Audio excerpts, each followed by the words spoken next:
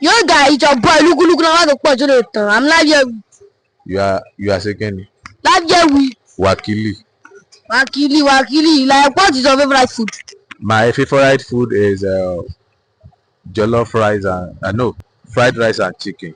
Fried rice and chicken. Fried rice and chicken. Can you spell fried rice and chicken?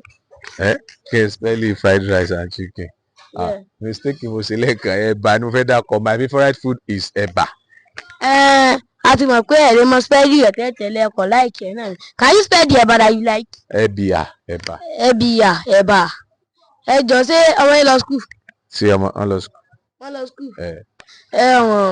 Mo sọ́ọ̀rì ẹ ti waste owó lórí ara yín. Àbí kó waste owó lórí yín ẹ̀yin náà mọ̀ waste owó lórí ọmọ. Torí ẹ̀yin ò mọ̀ kò sí possible kọ́mọ yín náà mọ̀. Ṣé ẹ̀yà wèrè lórí ẹ̀ bu ọmọ ẹ̀ ṣòfò ní torí bí pẹ́ẹ́gì sọ̀fíọ̀. Kò mọ ní yẹ tó mọ̀ gbé máìkì fún ọ pé kọ́ sí interview. Tí ń ti ta ìgbà tẹ́ ti ṣe. Kí ni àjọ tí àgbẹ̀ bá ń fọ o? Wọ́n ní náà nílẹ̀ ẹjọ́.